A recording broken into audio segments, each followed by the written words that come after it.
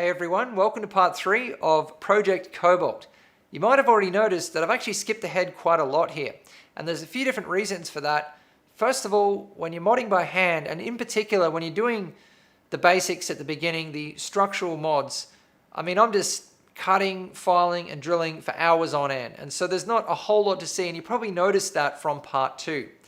But also I've been doing Project Cobalt mostly at night, an hour here and there when I wake up, in between other builds and other projects, whereas normally when I build my systems, I do kind of 12 hours straight.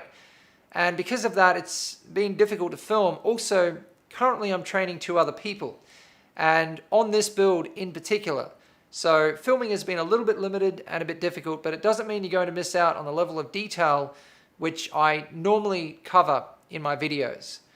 So first of all, you can see that I've completed the mounting plate for the AIO radiator. And so this is for any 240mm radiator. I've used the standard template. So to create this panel, all of it has been done just with a jigsaw and a hand drill.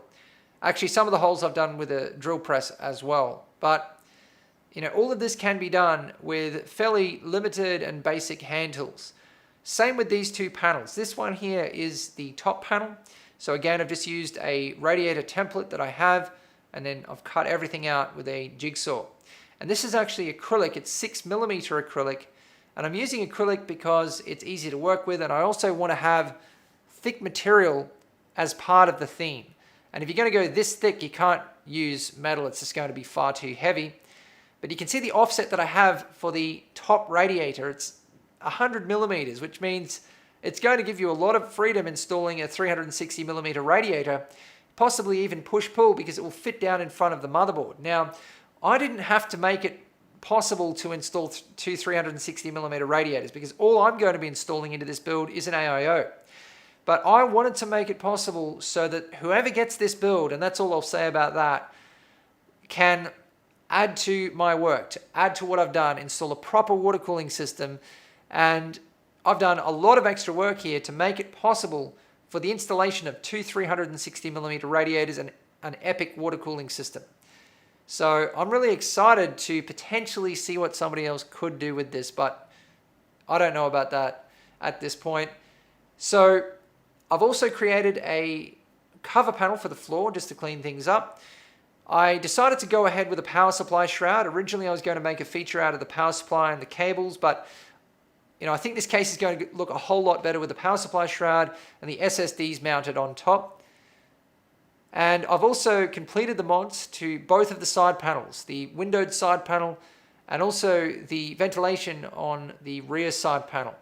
And I've also started preparing things for paint, which is why everything is covered in dust. It's actually just from wet sanding. It makes a real mess, so everything needs a good cleanup, but I'm not going to do that until I have finished test fitting.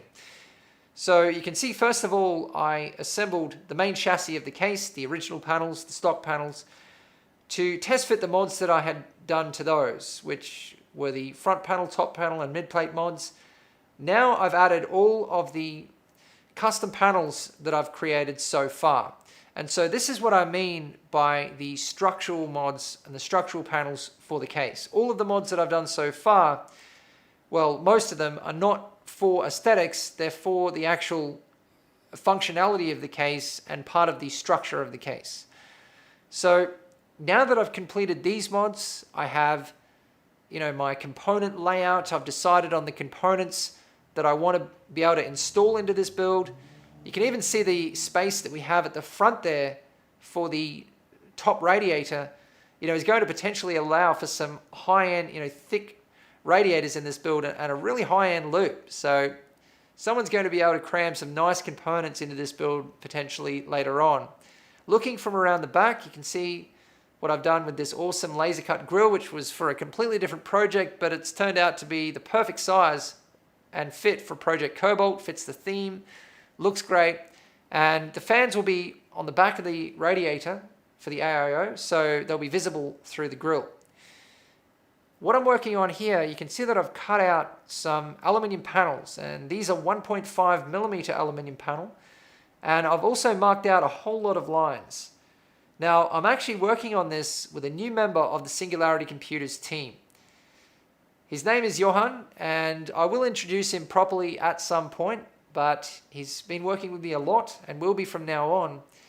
And he's actually an electrical engineer, very smart guy, and he's great with his hands. Loves gaming, into computers, so it's great to finally have somebody who I can really lean on and rely on, and it's been a lot of fun to work with him on Project Cobalt. But what we're doing here is we are working on the panels which are for the aesthetics. So now that the structural mods are complete, we're moving on to the theme and the aesthetics for Project Cobalt. And as you know, the theme is metals and a robot. I was going to potentially do some weathering, like a beaten up robot, but I've decided against that at this point because I want to go for something more clean and understated because, that is my signature pretty much. That is what I personally prefer to stick to. But we're using my guillotine folder roller, which is one of the very few tools that I actually managed to get out of the workshop last year. I won't go into that, but anyone who has followed me closely will know exactly what I'm talking about. But I was very glad to get this one back because it's a great tool to have for modding. It really is. Something like this, not actually that costly, and because it's a guillotine folder roller as well, all in one, it is just excellent. It gives you so much freedom for modding. And the guillotine part of it for cutting saves so much time. I mean, every time you cut something with a jigsaw, you need to spend forever filing, trying to get the edges straight. So you don't have to do any of that with a guillotine. I'm now moving on to some surface preparation, and everyone always asks me when they see me sanding, why don't you just use a sandblaster or paint stripper or something? Well, for a lot of things I do actually use a sandblaster, but if you want a high gloss finish, you can't sandblast unless you're going to sand as well. Because for a high gloss finish, you need to start with a smooth finish. If you start with a pitted textured finish, which is exactly what you get from a sandblaster, well then you're going to end up with a pitted textured finish. And when you paint over a rough surface, it actually makes it even worse. It magnifies it, and you end up with huge orange peel later on. So it's very important if you want a smooth surface, and in particular the very glassy high gloss finishes that I go for, the surface needs to be perfect to start with. But because the finish on most of this case is actually going to be matte, which is a very important part of the theme in my opinion, it doesn't really matter if we start with a matte or satin or textured surface. But I'm still going to scuff back, sand a lot of these panels as well as sandblasting. What we're working on now is purely for the aesthetics. And this is something that I decided to add on to the, basically the panels. The robot part of it is very abstract, but overall it's supposed to look like armor. And these are little pieces that are going to fit on the outside of that. They're going to be bolted on, and they're actually 4mm brass. And you probably saw that we've actually cut it out with the bandsaw. You have to be very careful cutting out material this thick with a smaller bandsaw like the one that I have. But if you go slowly, if you keep things cool, you can do it if you're very careful. And brass is also very soft. I mean, if this was steel, there's absolutely no way you'd be able to do it. So keep in mind, at this point, there's still all of the custom paint to be done. We're only really about halfway through the build if you consider the amount of time that still needs to go into the custom paint. The brass is unfinished. I think I want to round the edges and the corners just a little bit. It looks a bit too sharp to me.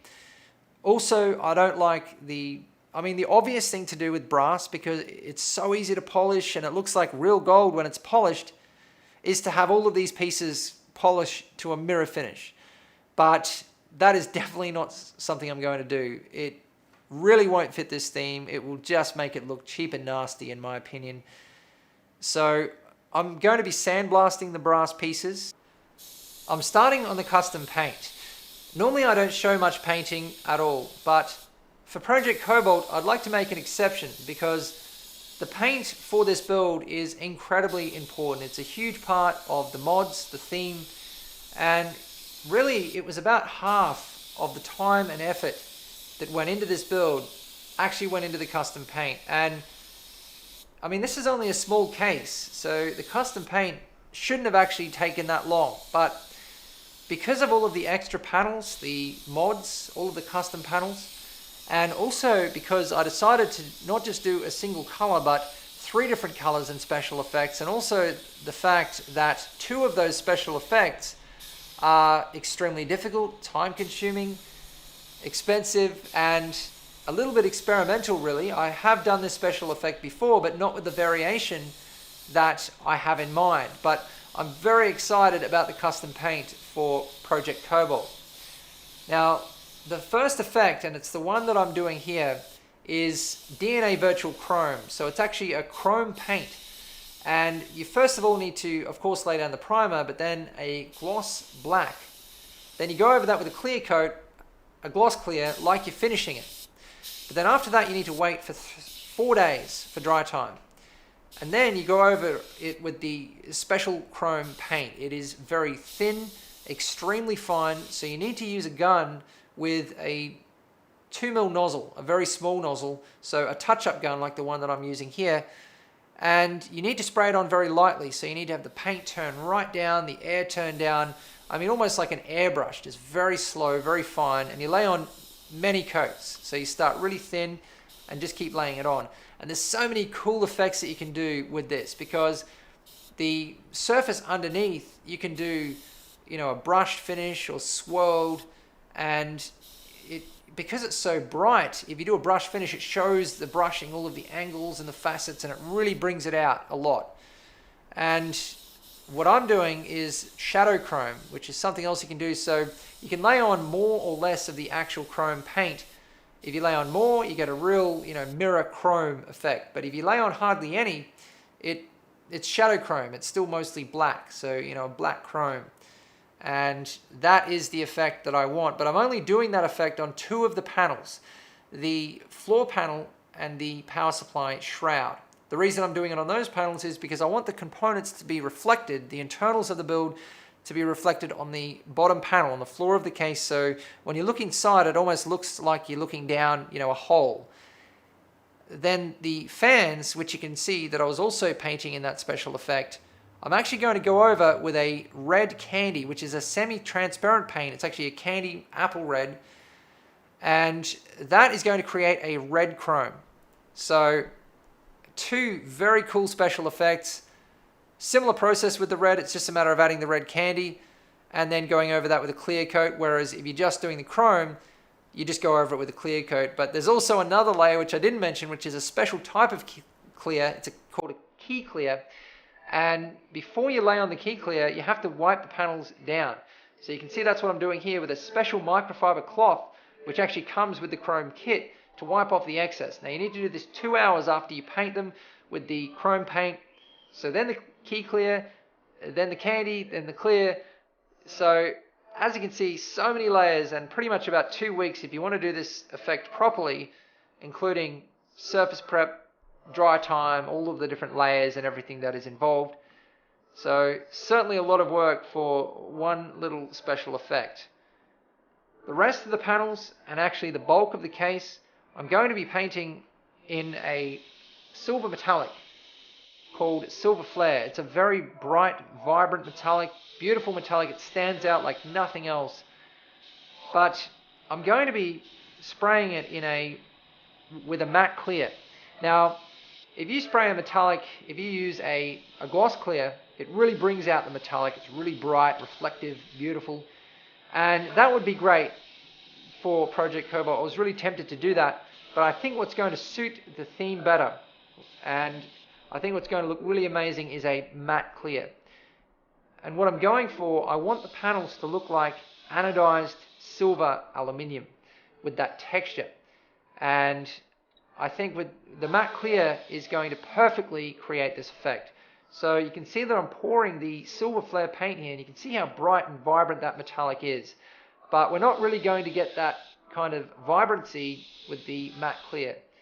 But I think it's going to be perfect for Project Cobalt.